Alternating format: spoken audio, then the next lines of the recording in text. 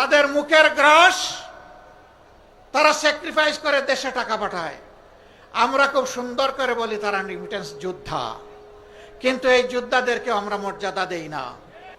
আজকে তো দেশের ভিতরের শ্রমিক ভাই বোনদের জন্য আমরা কথা বলছি, বাইরের যারা তারাও তো আমাদের ভাই বোন, তাদের জন্য কথা বলবে কে? সামান্য রুটি রুজির আশায়, একটু আশ্রয়ের আশায়, একটু ভাগ্য পরিবর্তনের আশায় এরা জীবনের ঝুঁকি নিয়ে সমুদ্রে নৌকার উপর চড়ে বসে, তারপরে কোনো একটা ঢেউ এসে তাদেরকে সমুদ্রের পেটে হজম করে ফেলে। আর কেউ ভাগ্যবশত চলতে চলতে দুলতে দুলতে কোন সুরত যেখানে গিয়ে পৌঁছতে চায় সেই বন্দরে ভিড়ে।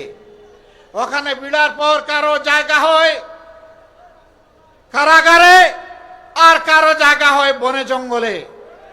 তারপরে আস্তে আস্তে আস্তে পথ খুঁজে নেয়।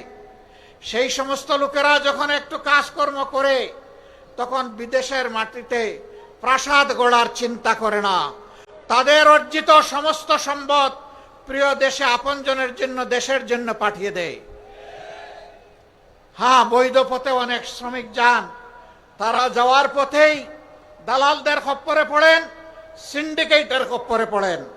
যে টাকা দিয়ে পাশের দেশের দেশসমূহের লোকেরা যায়, তার চাইতে 3 গুণ 4 গুণ ওই দালালদেরকে দিয়ে তাদেরকে বিদেশে যেতে হয়। তখন তারা সেই টাকাটাও পুষাতে পারে না, তাদেরকে মানবেতর জীবনযাপন করতে হয়। 2-4টা দেশে যাওয়ার সুযোগ হয়েছে, দেখার সুযোগ হয়েছে, তারা 3টা শিফটে 1টা সিট ভাগাভাগি করে ঘুমায়।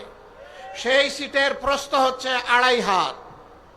একজন ঘুমাইলে ওখানে আর আরেকজন ঘুমাতে পারবে না। একজনের ঘুম না ভাগলে আরেকজনকে অপেক্ষা করতে হবে দাঁড়িয়ে দাঁড়িয়ে। তাদের মুখের গ্রাস তারা স্যাক্রিফাইস করে দেশে টাকা পাঠায়। আমরা খুব সুন্দর করে বলি তারা রিমিটেন্স যোদ্ধা, কিন্তু এই যোদ্ধাদেরকে আমরা মর্যাদা দেই না। তারা যখন পাসপোর্ট রিনিউ করতে যায়, ঘাটে ঘাটে দালালের খপ্পরে পড়ে বিড়ম্বিত হয়ে তারা কষ্ট পায়। বছরের পর বছর যায়, সেখানে মিশন আছে, হাই কমিশন আছে, সেখানে আমাদের এমবাসি আছে, বড় বড় কর্মকর্তা কর্মচারীরা আছেন, কিন্তু আমাদের এই ভাই বোনদেরকে সেখানে ভোগান্তি পোহাতে হয়। তারা কেউ যখন চাকরি হারায়, যদি সঙ্গত কারণে হারায় বলার কিছু নেই, কিন্তু অনেকে অসঙ্গতভাবেও হারায়, তাদের পাশে দাঁড়ানোর কাউকে খুঁজে পাওয়া যায় না। আমরা এই পরিস্থিতি আর দেখতে চাই না। আমরা দেখতে চাই যেমন করে তাদেরকে রিমিটেন্স যোদ্ধা বলা হয়েছে, তেমন করে যেন তাদের মর্যাদাটাও তাদেরকে দেওয়া হয়। তাদের প্রয়োজনে দেশ এবং সরকার যেন তাদের পাশে দাঁড়ায়। যদি ওই সমস্ত এমবাসি এই কাজ না করতে পারে, ওখানে এমবাসি থাকারই কোনো প্রয়োজন নেই। এমবাসি কার জন্যে?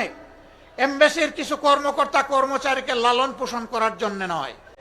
এমবাসি ওখানে দেওয়া হয়েছে দেশের জনগণের স্বার্থকে সেখানে রক্ষা করার জন্য।